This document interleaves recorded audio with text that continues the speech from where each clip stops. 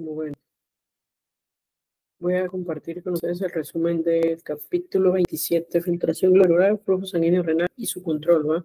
Entonces, lo primero que tienes que tener en claro es que nos va a hablar de cuánta sangre está llegando al riñón y el primer paso en la formación de orina. Este primer paso en la formación de orina, pues, es precisamente la filtración. Lo primero es filtración. Filtración. ¿Sí? Filtración. Y la realidad es que en este capítulo nos explica que los factores que controlan tanto la filtración sanguínea renal y la filtración glomerular son muy similares, por eso nos los va a explicar juntos. De manera que voy a ir compartiendo lo que dice en el libro, ¿no? Primero nos dice cuánto se filtra, o sea, la filtración es solamente cuánto plasma va a pasar a ser parte de la cápsula de Bowman. Y aquí ya se va a llamar ultra filtrado. Y aquí nos dice que normalmente en 24 horas se filtran, nada más se filtran, no estoy diciendo que está orinando, se filtran 180 litros. ¿Y por qué no orinamos eso? Porque nada más se excretan, que es el último paso de la formación de orina, se excreta 1 litro, que esto es variable con las ingestas y las pérdidas de agua, ¿no? Puede variar. El resto, ¿qué le pasa a los 179 litros? Se reabsorben, ¿no? Aquí te dice la formación de orina, la filtración, se filtran 180, pero la mayoría se reabsorbe, ¿va? Siguiente parte, composición del filtrado glomerular, es decir, y entonces este ultrafiltrado, ¿qué lo compone? Pues nos dice en términos muy sencillos que carece de proteínas, ¿no? No tiene proteínas. Y esto es importante. Y luego, el siguiente paso nos habla por ahí en cuanto a composición del filtrado glomerular, nos habla la tasa de filtrado. Pero antes, es importante que tú sepas, antes de estos determinantes, a mí me gustaría avanzar un poquito en el capítulo y explicarte esto del flujo sanguíneo renal. El flujo sanguíneo renal nos dice aquí el libro que al riñón le recibe un flujo sanguíneo de 1100 litros, mililitros por minuto aproximadamente. Y estos 1100 del gasto cardíaco, es decir, de lo que el corazón late por minuto, del trabajo del corazón por minuto, esos 5 litros que hace por minuto, al corazón le llega 1 litro, ¿sale? Que eso equivale en porcentaje a un 22% del gasto cardíaco, o sea, del trabajo del corazón. El 22% del trabajo del corazón es para el riñón.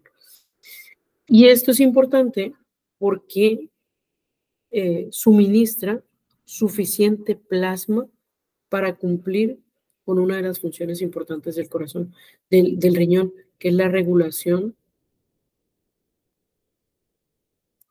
de líquidos corporales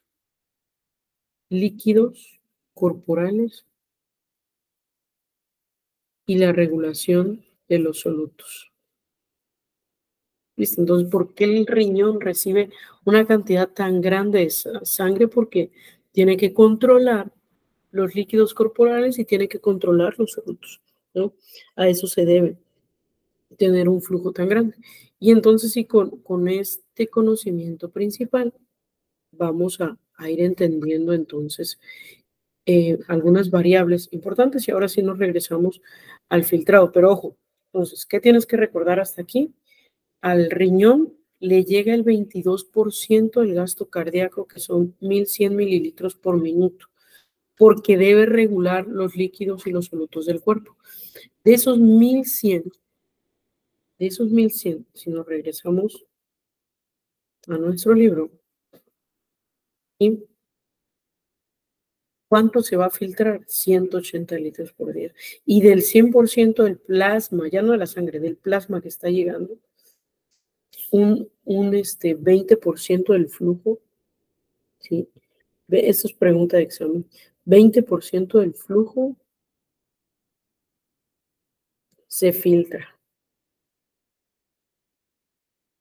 Es decir, si estoy recibiendo un 100% de sangre o de plasma, ¿cuánto líquido voy a filtrar? Solo un 20% exclusivamente.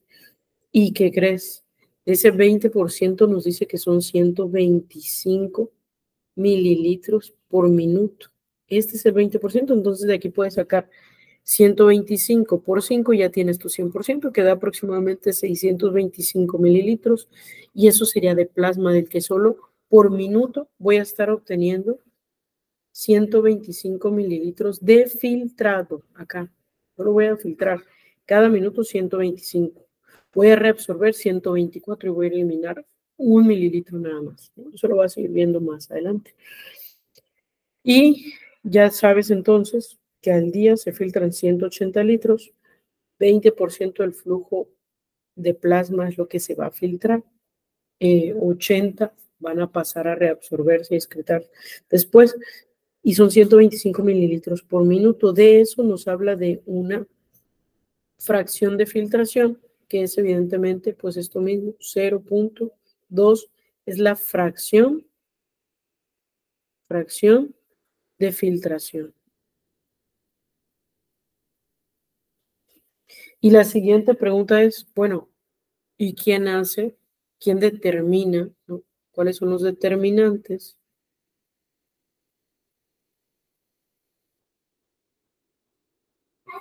de la filtración glomerular? Y aquí nos dice que van a ser dos. El primero que tienes que saber se llama coeficiente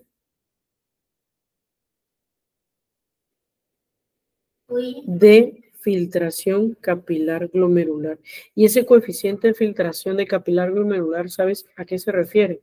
Se refiere a cuántos capilares, ¿sí? Cuántos capilares yo tengo para filtrar toda la superficie de capilares que hay para filtrar y la permeabilidad que este tiene. Acuérdate que para la filtración, pues existe la barrera de filtración glomerular, ¿no? Que aquí tiene la membrana basal y luego están los podocitos acá. Están los podocitos. ¿Qué tan permeable va a ser eso? Que acuérdate que se puede modificar con enfermedades, toxinas, vasodilatadores, etcétera, etcétera. Pues la permeabilidad y la superficie es lo que nos habla del coeficiente de filtración. Teniendo en claro esto, el siguiente punto aquí es algo que conocemos como en fisiología vascular, son las fuerzas de Starling. Okay. Alexa se durmió. Ve, checa en tu cuarto, a lo mejor ahí está. Entonces, las fuerzas de Starling. ¿Cuáles son las fuerzas de Starling? No te compliques, solo son dos. Solo son dos. La hidrostática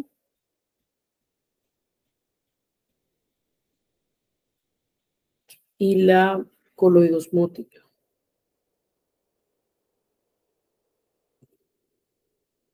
¿A qué se refiere la hidrostática? Bueno, es fácil. Este es el vaso, ¿no? Pues todo el líquido, todo el plasma que está aquí es la presión hidrostática. Y todas las proteínas que tienen actividad osmótica, esa es la presión coloidosmótica, que regularmente está dada, dice la literatura en fisiología vascular, que está dada por sodio, albúmina y globulinas. Y luego aparece el efecto de Donan, que es iones más proteínas que aumentan esa función de osmolaridad. Entonces, eso es lo que vas a tomar en cuenta. Y aquí en las fuerzas de Starling, entonces aparece este término que se llama presión de filtración neta. Vamos a ver tantito aquí. Quedarme en la llamada, permítame.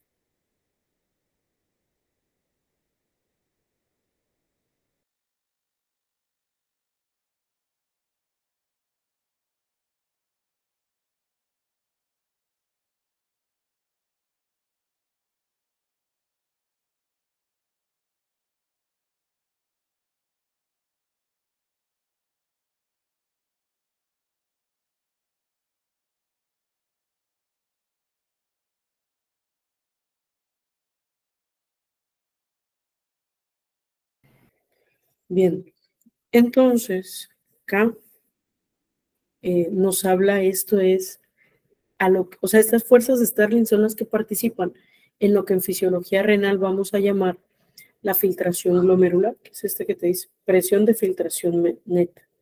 Presión de filtración neta. ¿A qué se refiere? Mira, te explico con dibujo porque eso luego es más fácil, ¿no? Tienes tu arteriola aferente, ¿no? Y aquí entra líquido, ¿no? Pues ese líquido se va a llamar presión hidrostática glomerular y es muy elevada, no es como los otros capilares, es como de 60 milímetros de mercurio, ¿sí? Y es la primera que tomas en cuenta en esta ecuación. 60 menos, luego le vamos a restar de acuerdo a lo que viene aquí, ¿no? Presión glomerular y presión, este PB es la presión, mira, PB, presión hidrostática de la cápsula de Bowman. En la cápsula de Bowman, la presión del líquido en la cápsula de Bowman es mucho menor que acá. ¿Cuánto es? 18, ¿no? Menos 18 milímetros de mercurio. Entonces, la presión hidrostática, pero de la cápsula de Bowman, vemos que es 18. Entonces, 60 menos 18. Y a eso le vas a restar, ahora viene los solutos, ¿no? Estos solutos no favorecen la filtración, eso es importante que lo sepas. La presión hidrostática favorece la filtración. La hidrostática glomerular, la presión hidrostática de la cápsula de Bowman inhibe la filtración, no deja que pase. Al fin es fuerza de líquido contra fuerza de líquido. Esta la inhibe. La presión coloidosmótica también es una presión que va en contra de la filtración. Y esta presión, la coloidosmótica del glomérulo es 32. Ahora le restas 18 menos 32. Y ahí es donde obtienes 10 milímetros de mercurio, que es la fuerza que favorece la filtración. O sea, ¿de qué depende que se filtren? De presión glomerular hidrostática menos presión hidrostática de cápsula de Bowman, ¿sí? Aquí está la presión hidrostática de la cápsula de Bowman, menos la presión coloidosmótica. Y doctora, ¿por qué no hay presión coloidosmótica? Asúmate, ahí debe de estar. Búscalo bien, abajo de la cama. La presión coloidosmótica glomerular, en términos fisiológicos, esta no existe, es 0. Dale, no deben de haber proteínas. ¿Te acuerdas justo acá lo que estábamos viendo? Justo acá. Acá nos lo explicó. Aquí, en el ultrafiltrado, no hay proteínas. Entonces, eso es algo importante a tomar en cuenta. Avanzamos para que esto no quede tan largo. Ya vimos esto, ya vimos esta fórmula, ya viste dónde salen los 10. Presión hidrostática del glomérulo, presión hidrostática de cápsula de Bowman, menos la presión coloidosmótica del capilar que evita la filtración. Con eso ya está. Y aquí te da ejemplos nada más. Te dice, mira, que si yo altero acá, si altero esto, el coeficiente de filtración, es decir, si pierdo glomérulos, pierdo superficie, o si hago crecer la cápsula de Bowman, entonces, si hago crecer la cápsula de Bowman o la membrana de filtración, si disminuyo la permeabilidad, ¿qué va a pasar? Pues entonces no voy a disminuir la filtración. ¿Hay alguien, doctora, que puede hacer esto? Diabetes mellitus lo hace, pérdida de nefronas. ¿Quién la puede hacer? Todas las glomerulonefritis disminuyen la tasa de filtrado, la mayoría pues. Otras que me hagan perder glomérulos o que me hagan perder superficie, ¿quién será? Bueno, con la edad se pierde, se van perdiendo, ahorita vamos a llegar a eso. Y te va dando ejemplos, ¿no? Por ejemplo, si te dice, si hay obstrucción de la vía urinaria, es decir, si aquí empiezan a acumularse proteínas ¿Qué crees que va a pasar? Hay proteínas aquí, ya se pierde esto fisiológico que es de 0. Y entonces eso genera, fíjate aquí, el aumento de presión hidrostática en la cápsula de Bowman reduce la filtración glomerular. Este es otro ejemplo. Aumento esta fuerza de filtración que va en contra de la hidrostática que favorece la filtración, inhibo la filtración, así que reduzco la filtración glomerular. Aquí está esta otra, el aumento de la presión capilar coloidosmótica en el glomérulo. ¿Qué pasa si yo tengo más proteínas aquí? Dijimos que esta inhibe la filtración, entonces se reduce la filtración glomerular. Otro ejemplo que te da acá, el aumento de la presión hidrostática por la presión arterial. Si aumenta aquí la presión arterial, es aumento de presión hidrostática. ¿Qué crees que hay?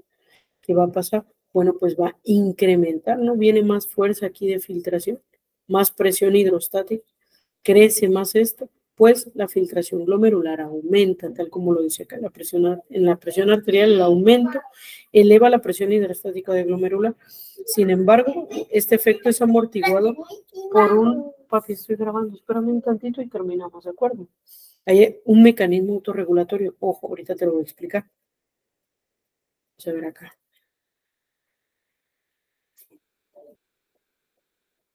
La siguiente. Dice, el aumento de presión hidrostática capilar glomerular incrementa la filtración glomerular. El aumento de la presión arterial eleva la presión, pero hay mecanismos autorreguladores que reducen el efecto de presión arterial. Y aquí te voy a explicar cómo funciona, porque aquí tienes que entender la dinámica de la arteriola aferente y la arteriola eferente. Hay un rango de normalidad en el que va a funcionar nuestro glomérulo, que se va a llamar mecanismo autorregulador. ¿Sí? Voy a bajarle la intensidad a esta. Y no te pierdas lo que seguimos diciendo acá. Eso. Ahora mira. Muy bien. Estamos viendo los determinantes de la filtración glomerular, ¿no? Y aquí tienes que tomar en cuenta esto. Mira, resistencia, los autorreguladores en la resistencia arteriolar aferente, por donde está llegando primero la sangre para posteriormente pasar a ser filtrada. Si aumenta esta resistencia, es decir, los vasos pierden distensibilidad, se ponen más rígidos, ¿sí? Están más rígidos los vasos. ¿Qué va a ocurrir? Es como la diferencia entre una manguera de tela y mangueras de metal. Entonces, si aumenta la resistencia de las arteriolas aferentes, aquí al líquido no le va a ser tan fácil entrar. De manera que esto va a generar un aumento, va a aumentar la presión hidrostática del capilar. Papi, ¿me ayudas haciendo silencio, por favor? Un ratito. Sí, gracias, mi amor. Arteriolas aferentes reduce la presión hidrostática y si aumento la presión, resistencia arterial, aumento de la resistencia, va a reduce la presión hidrostática, ¿no? Reduzco la cantidad de líquido que puede entrar, ya no, esta presión, acuérdate que favorece la filtración, así que si yo la reduzco, ¿sí? La disminuyo esta, ¿cuál va a ser el efecto en la filtración glomerular? Disminuir la filtración glomerular. Esta es la primera que te dice. Y luego resistencia arteriolar eferente, esta que está acá. ¿Qué pasa? Dice el aumento de resistencia arteriolar eferente. Y aquí tienes que saber que hay un mecanismo tope.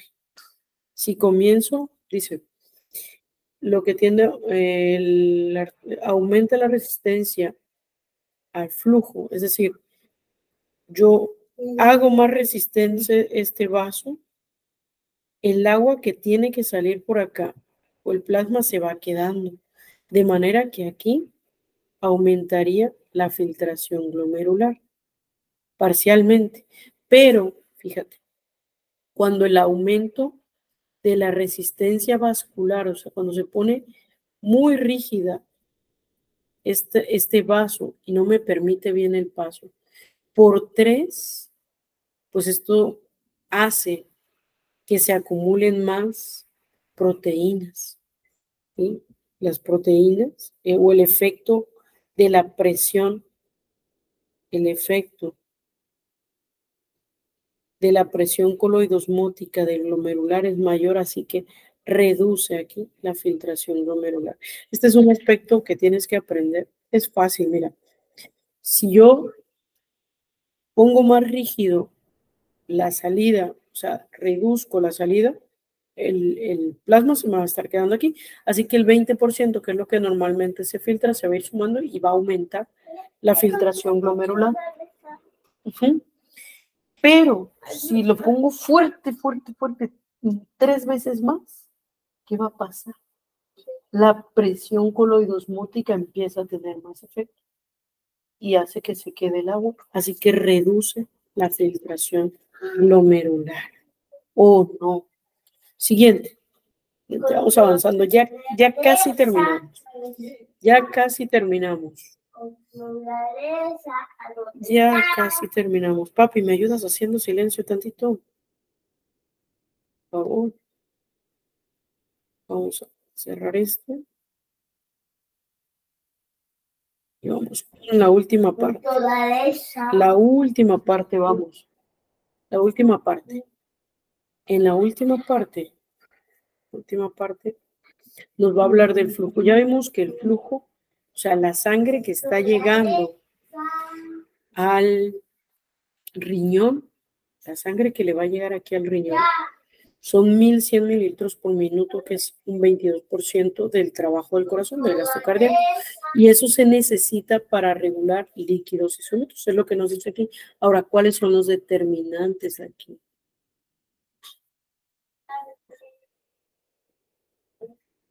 Aquí los determinantes, acuérdate que aquí eran 2, ¿te acuerdas?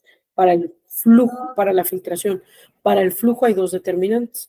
Como todo en fisiología vascular, si tú quieres hablar de flujo...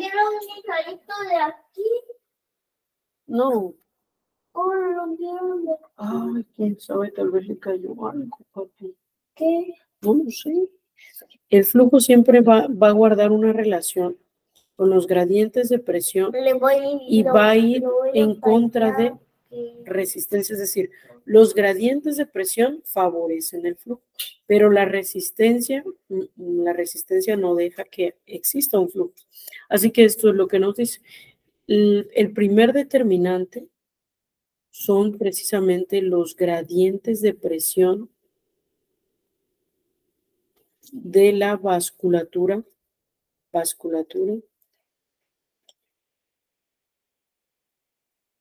renal. ¿Sale? Es decir, la diferencia que hay desde el polo arterial hacia el polo venoso, eso es lo que nos va a dar un flujo entre esta diferencia de presión arterial, acuérdate que esto lo favorece, entre la resistencia vascular, ¿no? Entre la resistencia vascular. La mayor parte de la resistencia vascular, ¿dónde se da? Ah, mira, ¿te acuerdas que está el riñoncito aquí así? Tiene sus pirámides, ¿no? Y entra la arteria renal, se segmenta, y pues esas son las arterias segmentarias, pasa entre pirámides, y esas se llaman interlobales, da una vueltecita por la base de la pirámide, a esas se llaman arqueadas o arciformes, y luego salen unas ramitas chiquititas, pues ese es el primer lugar en las... Lo estaba buscando y no lo encontré. Ay, papi, ahorita lo vas a encontrar, mi rey. En las interlobulares se presenta la primer resistencia.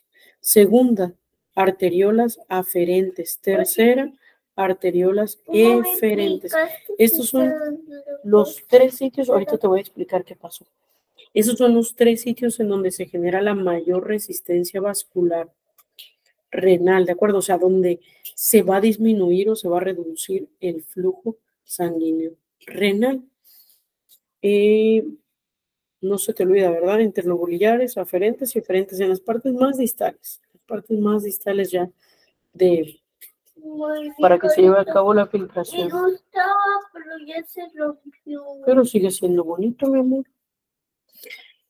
Y la última parte y nos vamos a dormir. En esta última parte, ¿qué es lo que nos van a enseñar? Algo muy sencillo. A ver, en esta última parte lo que vamos a aprender es quiénes controlan el flujo sanguíneo renal, que por cierto va a tener un efecto directo en la filtración glomerular. Entonces, los mecanismos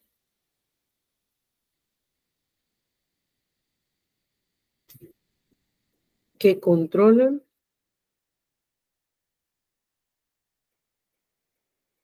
el flujo sanguíneo renal. ¿Cuáles son esos mecanismos que controlan el flujo sanguíneo renal? Son el sistema autónomo, hormonas y autacoides. Esos son los tres. Pero ojo, antes de que yo te explique eso, la literatura nos enseña algo. ¿Quién es el valor más variable que está sujeto al control de estos? Pues es la presión hidrostática glomerular. ¿Te acuerdas que esta era de 60 milímetros de mercurio? Pues esa es la que más podría variar, ¿sí? ¿Y quiénes son los que van a controlar aquí? El simpático. No, yo creo que le dieron un balazo. A lo mejor. Asómate, a ver, dile a Batman, debe decirle a Batman para que lo cure. Entonces, el simpático, ¿qué hace? Acuérdate que el simpático actúa en urgencias. ¿Y en urgencias qué se necesita hacer?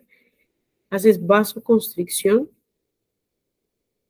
Y si hay vasoconstricción de las arteriolas aferentes, arteriola aferente, el resultado es que disminuye el filtrado glomerular. ¿Y eso cómo te vas a acordar? Porque lo que tú necesitas no es orinar cuando te estás muriendo, ¿no? Ante una hemorragia grande, que te dice una hemorragia intensa. Ve cuánto jugo. Entonces, si hay una hemorragia intensa, se requiere reabsorber líquidos, no requiero perder líquidos, entonces reduzco la filtración glomerular y aumento la reabsorción, ¿no? Eso hace el sistema simpático. Tienes que saber que el sistema simpático actúa a través de unas hormonas, la adrenalina, para hacer esa vasoconstricción o el aumento de resistencia vascular, es lo mismo, y la noradrenalina, ¿sale? Eso es lo primero que nos dice. Ahora, las hormonas, y nos da algunos ejemplos de hormonas. Vamos a ver qué hormonas nos dice. Hormonas, ¿no? El siguiente son hormonas. ¿Qué hormonas? Primero te dice adrenalina y noradrenalina, ya sabes que son del simpático, entonces hacen vasoconstricción, disminuye el filtrado glomerular. La siguiente, cuando hay un vasito y este vasito se lesiona en algún punto, va a liberar una sustancia que se llama endotelina. Imagínate que se rompe el vaso, se rompe. ¿Qué necesito hacer? Vasoconstricción, ¿no? Y eso lo hace la endotelina. Pero si hay vasoconstricción, ¿no? En las arteriolas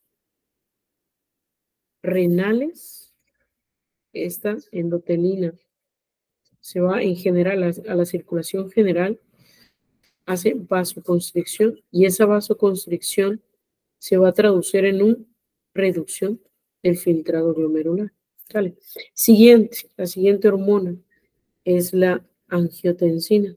¿Recuerdas por ahí que está arteriola aferente, arteriola eferente y aquí hay un túbulo que tiene unas células especializadas, mácula densa, ¿no? Mácula densa.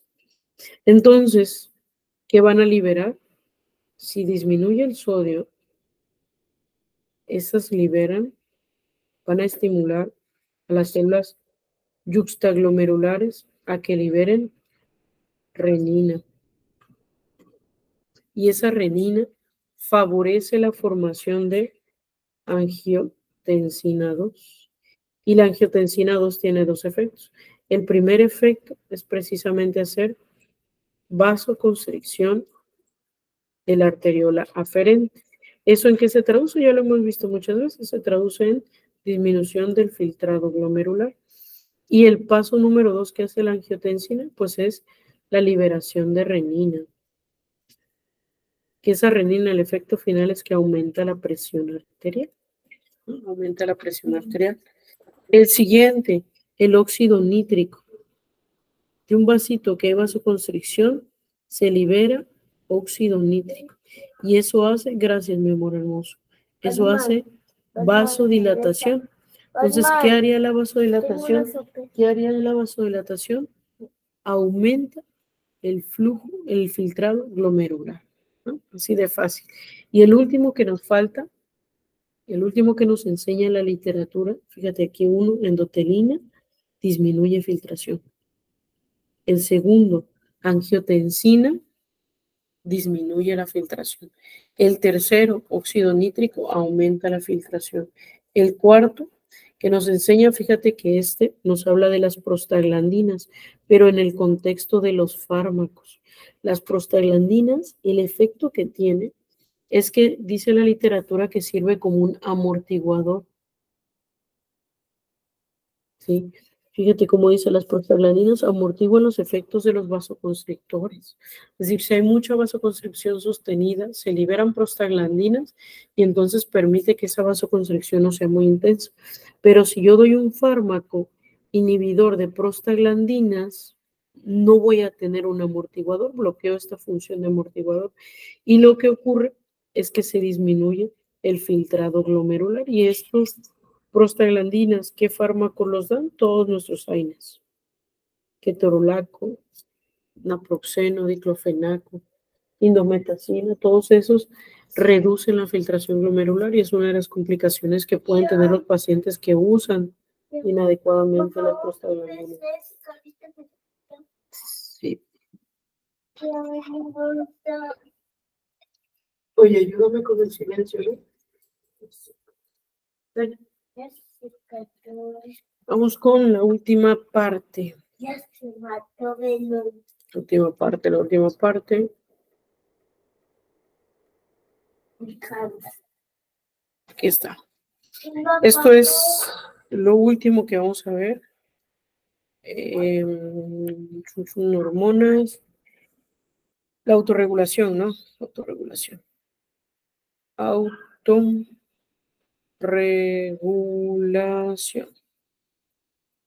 Y esto nos dice que esta autorregulación se da en un margen de 75 a 160 milímetros de mercurio. Es decir, dentro de esas presiones desde 75 hasta 160 milímetros que maneje la presión con la que está llegando el flujo sanguíneo al riñón, va a funcionar esta autorregulación, que son solamente dos mecanismos.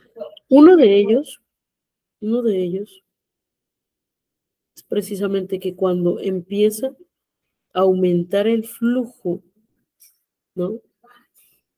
Aumenta el flujo sanguíneo renal, este vasito sanguíneo, empieza a contraerse, ¿sí? Empieza a contraerse y no permite el aumento de la presión arterial. A eso se le llama reflejo miógeno. Funciona cuando dentro de estos rangos, ¿no? Si la presión va de 70, vamos a más, de 80, sube a 100, hay reflejo miógeno. Sube a 160, hay reflejo miógeno. Todavía ese es el límite superior donde funciona el reflejo miógeno que hace vasoconstricción ante el aumento de la presión arterial. ¿Sí? Es el reflejo miógeno, es el que viene acá, mira. Reflejo miógeno. Aquí está. Reduce la resistencia para disminuir. Mecanismo miógeno contribuye a la autorregulación, capacidad intrínseca de los vasos para contraerse cuando aumenta la presión arterial. El mecanismo miógeno reduce la resistencia vascular al disminuir la presión arterial. Aquí lo que nos dice es que cuando la presión es muy baja, ¿no? Y hay una vasoconstricción sostenida, pero la presión de flujo sanguíneo es muy baja. Aquí en este vasito, ¿no? La presión es muy baja. Está por menor, pon tu menor a 75. ¿Qué hace el vaso? Vasodilatación, ¿no?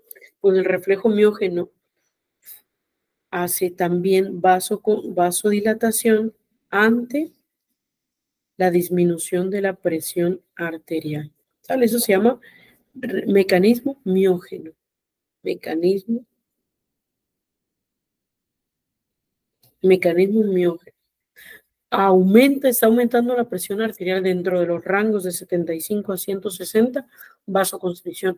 Oye, se está disminuyendo la presión, vasodilatación, ¿no? Dentro del rango de 75 a 160 milímetros de mercurio, porque si sale del rango hay otros efectos que van a funcionar. El otro es el sistema renina-angiotensina-aldosterona realmente, ¿no? Pero aquí se le llama este mecanismo miógeno, a este se le llama retroalimentación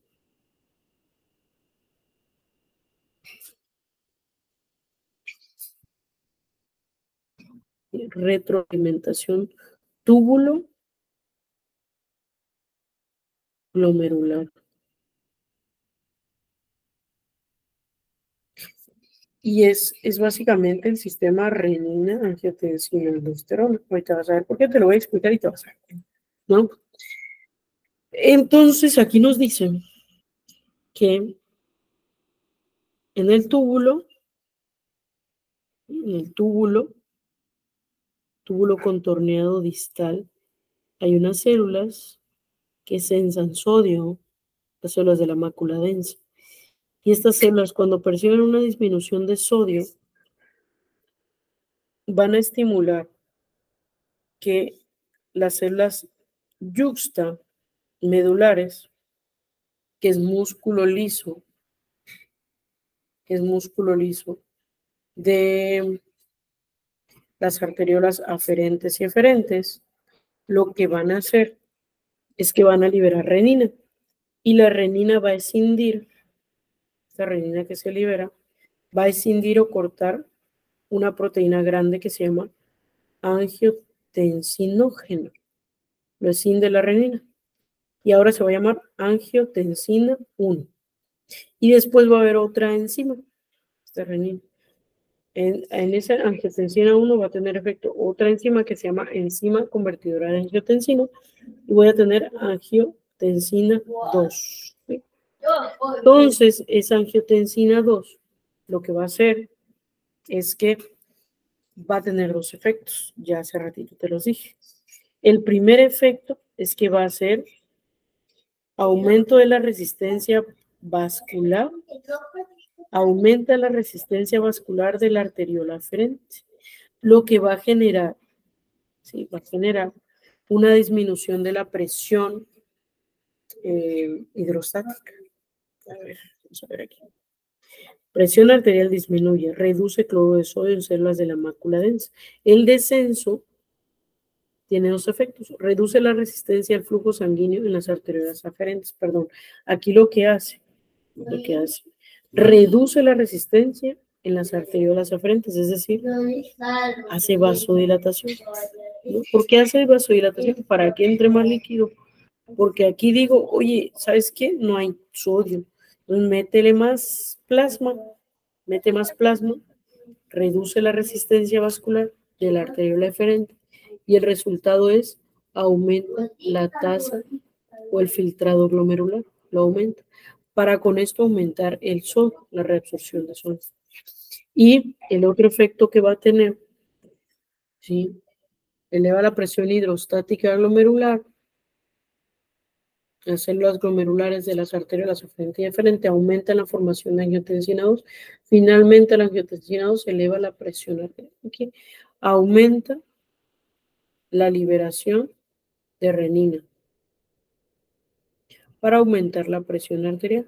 Y esto lleva a que obtengamos mayor ingreso de plasma para filtrar más, para que entonces yo tenga más sodio, ¿sí? Y esta angiotensina 2 normaliza entonces este efecto. Ese reflejo de retroalimentación túbulo-glomerular, fíjate cómo genera entonces un aumento de sodio, ¿no? Un aumento de sodio. Y hay otros factores que nos dice que pueden modificar aquí el flujo sanguíneo renal. ¿Cuáles son esos otros factores? Vamos con los últimos factores. Si yo tengo una dieta con muchas proteínas, muchos aminoácidos, significa que en el glomérulo, ¿sí?, va a haber aquí muchos aminoácidos, muchos. Y estas no son las proteínas que hacen la presión coloidosmótica, son sustancias que se van a filtrar. Y aquí van a aumentar los aminoácidos, de manera que la reabsorción tubular por cotransportador de sodio va a aumentar. Así que paso aminoácidos más sodio. Pero, ¿te acuerdas de la mácula densa? ¿Qué va a pasar con la mácula densa? Si estoy reabsorbiendo más aminoácidos, va a decir, tengo bajo sodio. Y va a ser la regulación, retroalimentación túbulo-glomerular, ¿no? En donde voy a hacer vasodilatación de la arteriola eferente para aumentar el filtrado glomerular, ¿sí? Otro mecanismo que alteran el filtrado glomerular, aquí está, ingestión elevada de proteínas, retroalimentación túbulo-glomerular, eleva el filtrado glomerular. Entonces, con las otras, la otra es similar, te dice la hiperglicemia. Imagínate lo mismo, pero reabsorbo a través de cotransportadores con sodio, glucosa, pero también me estoy llevando sodio, el mecanismo es el mismo. Si tengo glucosa aumentada, el mecanismo es el mismo, ¿sabes? Es este mismo mecanismo. Glucosa con sodio, la mácula dice, oye, tengo bajo sodio, entonces retroalimentación túbulo-glomerular que aumenta la filtración glomerular. Glucocorticoides, ¿qué hacen los glucocorticoides? Cortisol, ¿te acuerdas? Lo que hace un glucocorticoide, ¿sí?, dice que hace vasodilatación, si no me equivoco. Y al revés. Reduce la resistencia vascular, aumenta el flujo, no está bien, aumenta el flujo sanguíneo renal y la filtración glomerular al reducir la resistencia vascular. Entonces me hacen vasodilatación, los glucocorticoides como el cortisol. La fiebre aumenta la temperatura, hace vasodilatación. Podemos pensar que eso es, el libro esto no nos lo dice, vasodilatación, y el efecto va a ser aumenta la filtración glomerular.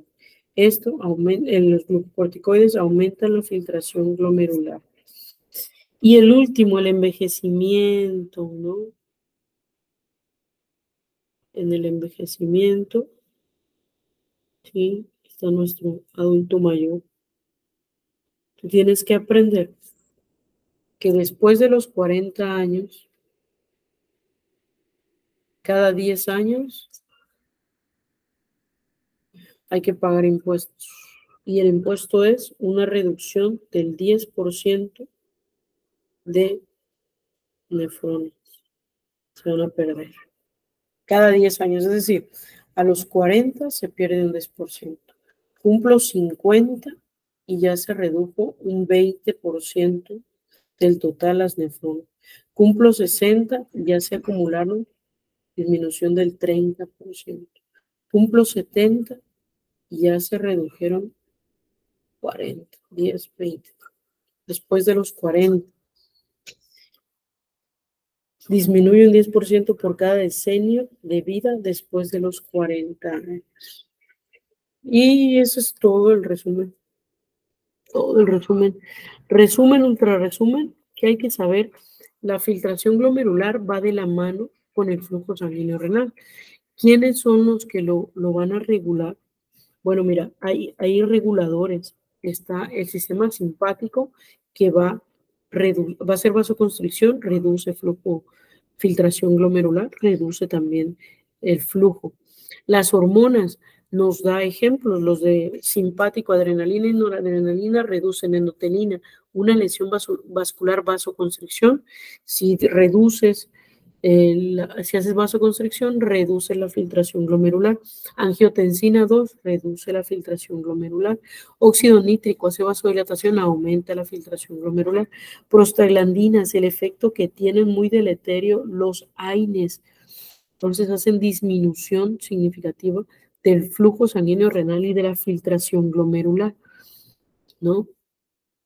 Autorregulación en un margen de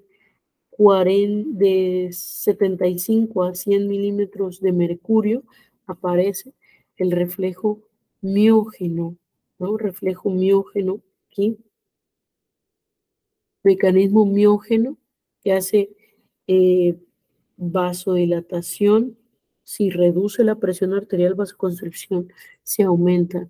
La retroalimentación túbulo-glomerular.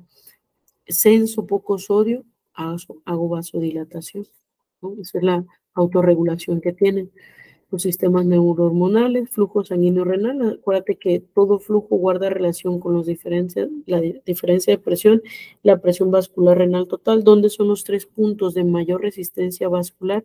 Interlobulillares, arteriola aferente, arteriola eferente. ¿Sí? ¿Cuál es el flujo sanguíneo renal? 1100 mililitros por minuto, que es 22% del gasto cardíaco. Esas son preguntas que siempre nos hacen. Un mecanismo aquí importante que tienes que saber, la resistencia arteriolar eferente va a tener 2 efectos. Primero, si la vasoconstricción no es tan intensa, aumenta el filtrado glomerular, pero cuando está 3 veces aumentado de lo normal, entonces ya reduce la filtración glomerular. Esto sí lo debes de saber. Si hay resistencia arteriolar aferente, aumento la resistencia, reduzco la presión hidrostática y disminuyo la filtración glomerular, ¿no? Estas son las variables.